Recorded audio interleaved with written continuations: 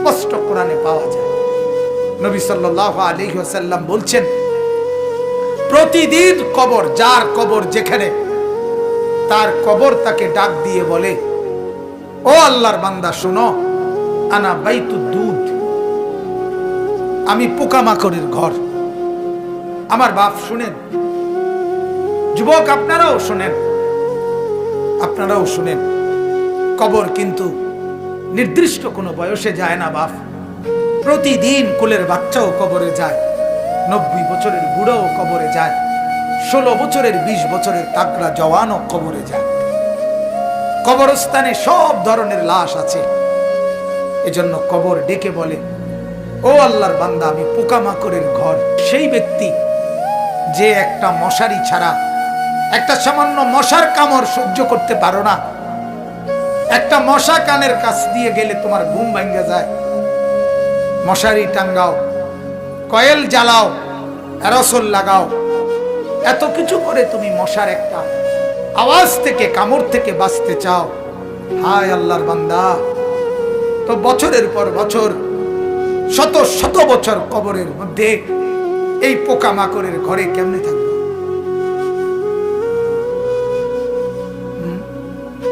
বলে কবর প্রতিদিন বলে, আনা বাইতুল ওয়াহদা, ও আল্লাহর বান্দা, আমি কিন্তু একাকী ঘর, একাকী ঘর, কেউরে পাবা না, কেউরে না।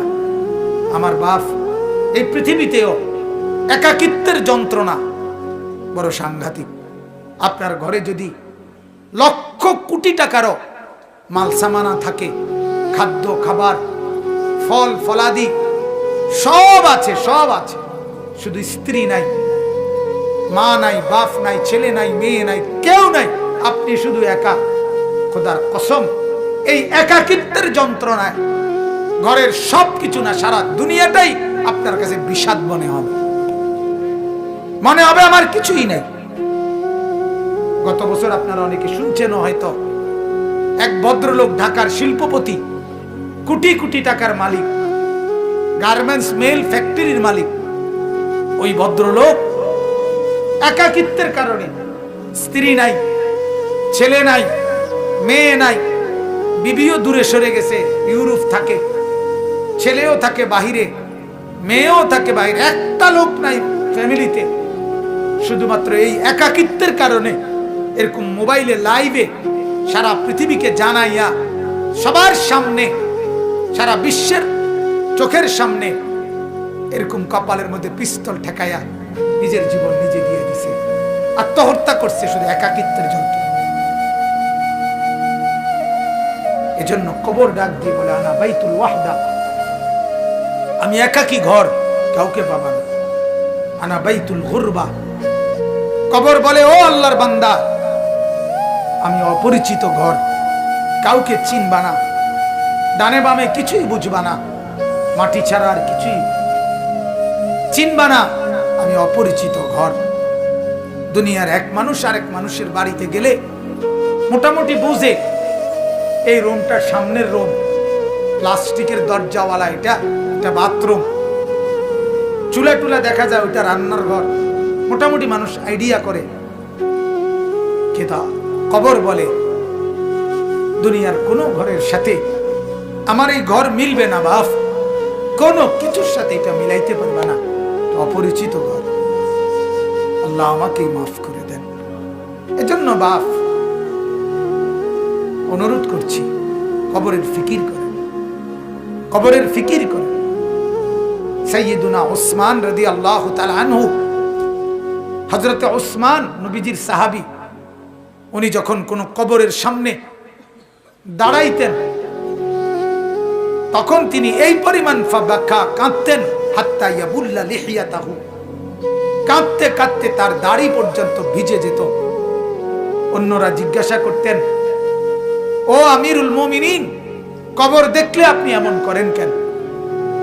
তখন তিনি বললেন, তুমি জানো না, এটাই তো আখিরাতের প্রথম মঞ্জিল, আউয়ালু মানজিলিন মিন মানাজিলিল আখিরাহ, আখিরাতের প্রথম ঘর, প্রথম স্টেশন। মান নাজা মিনহু, এখান থেকে যে মুক্তি পাবে, সে তো বাকি সব ঘাটিতে মুক্তি পাবে, এখানে যে আটকায়া যাবে সে তো সব ঘাটিতে আটকায়া যাবে। এই জন্য কবর দেখলে আমার ভয় হয়, না জানি আমার কবরে কি হবে, না জানি আমার কবরে কি হবে। হযরত ওমর রাদিয়াল্লাহু তাআলা আনহু, হযরত ওমর আমরা কিতাবে পড়ছি, ইন্তেকালের পূর্ব মুহূর্তে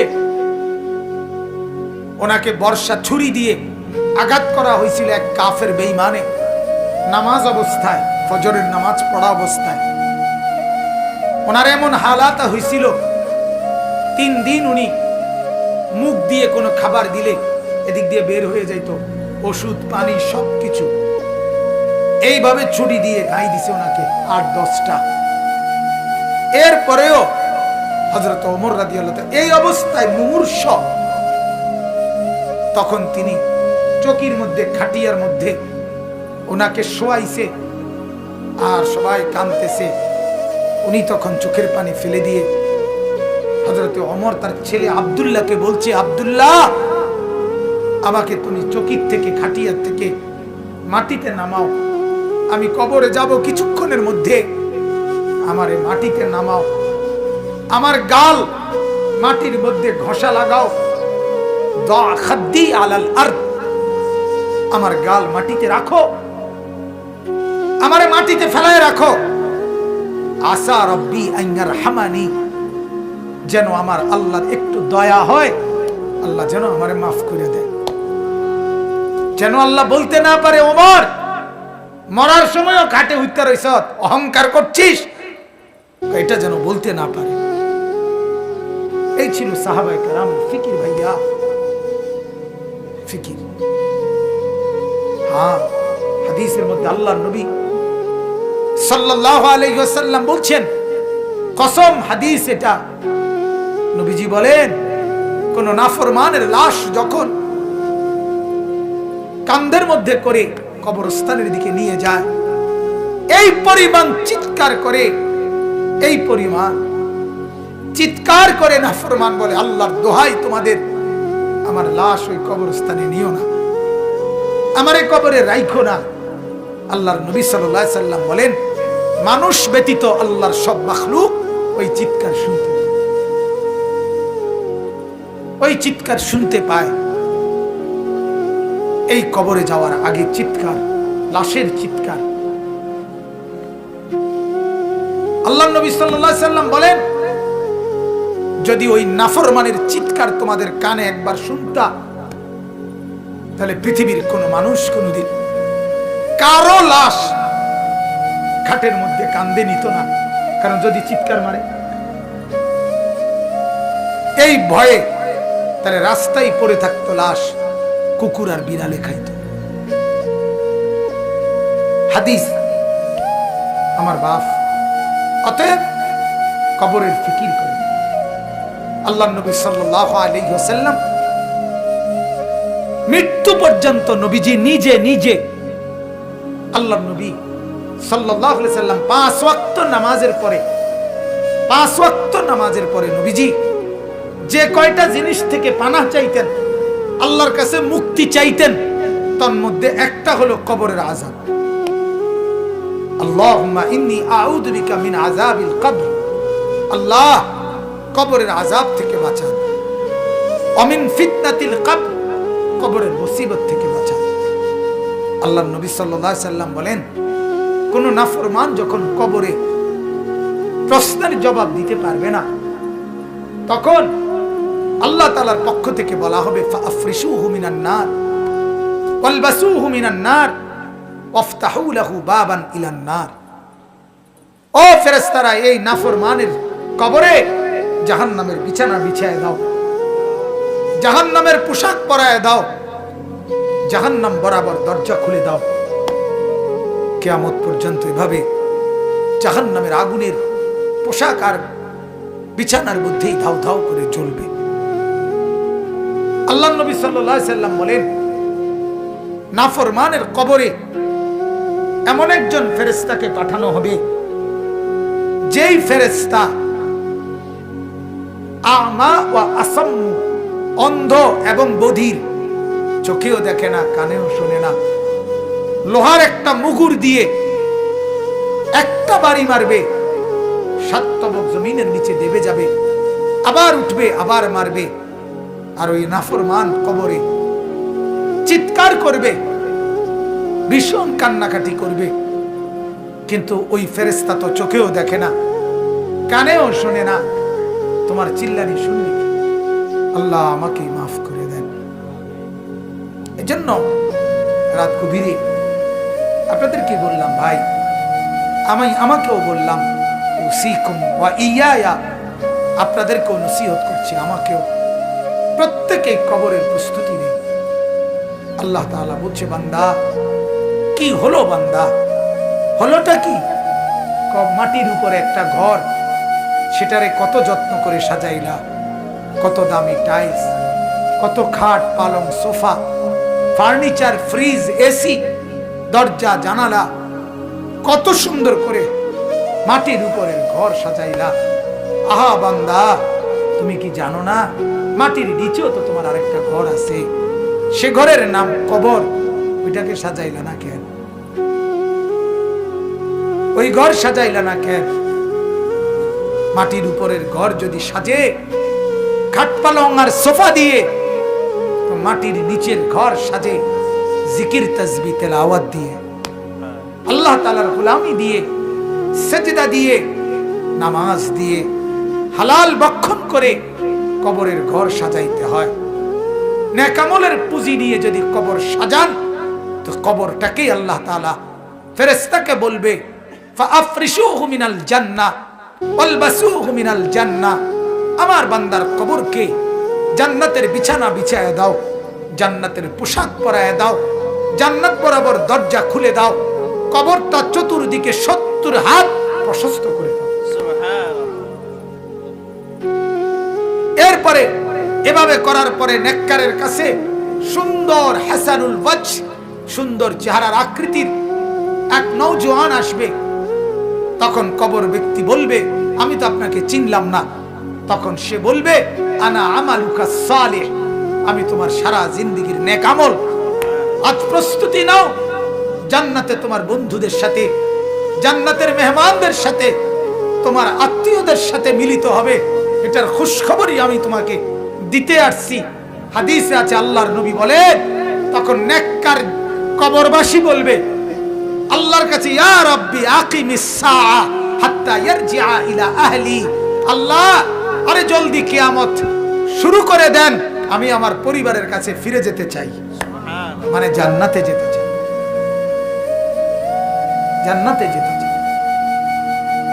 এজন্য কবরকে ভয় করেন। আপনি আমি প্রতিদিন দেখতেছি, প্রতিদিন মানুষ কবরে যায় কিনা বাস? ওরা কেউ মরতে চায় নাই, কিন্তু মৃত্যু তাদের কাউকে রাখে না।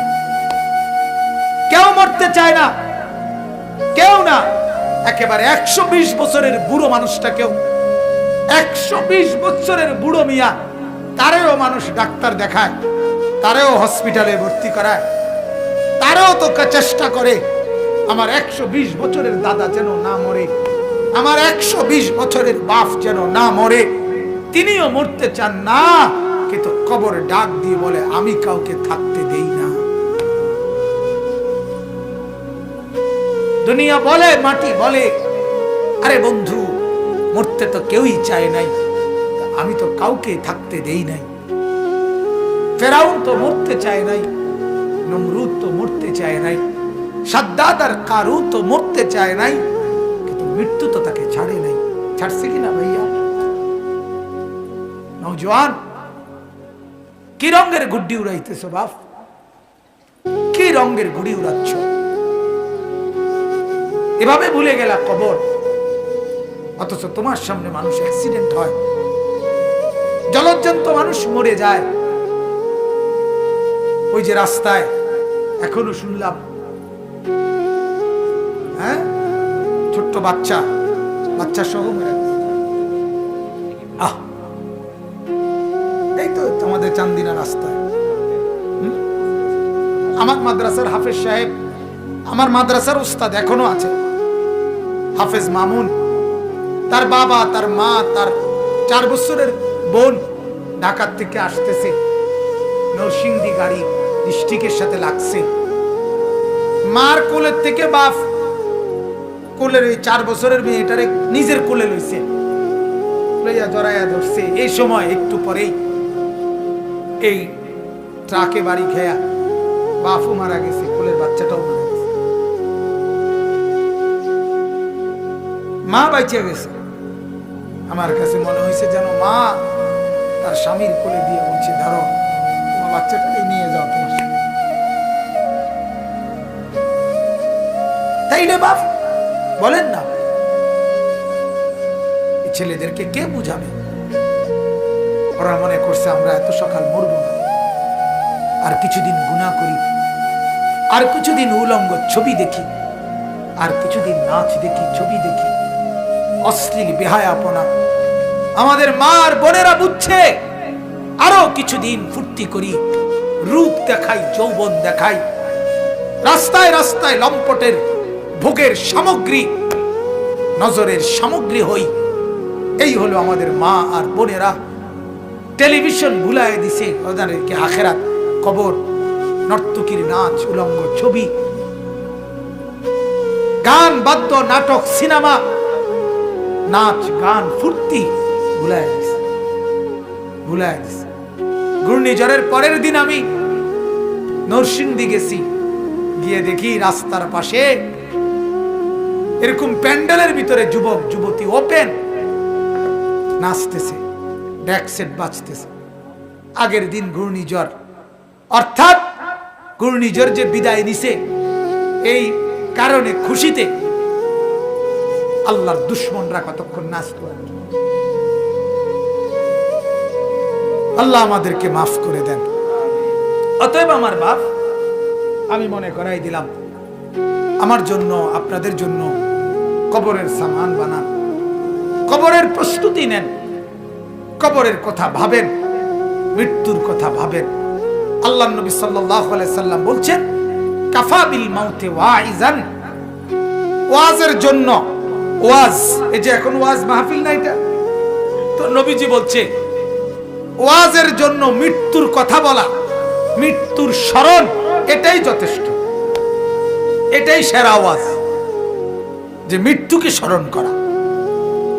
অতএব আল্লাহ তাআলা কোরআনে বলছে, কুল ইন্নাল মাউতাল্লাযী তাফিররুনা মিনহু ফাইন্নাহু মুলাকীকুম, মৃত্যু থেকে তুমি যেখানেই পলায়ন করো না কেন, সে তোমার সাথে দেখা করবেই। আইসিইউর ভিতরে ঢুকাইলো, ওইখান থেকেই আজরাইল নিয়ে আসবে, নিয়ে আসবে। আল্লাহ তাআলা আমাদেরকে কবর বুঝার, মৃত্যু বুঝার সবক নেওয়ার তৌফিক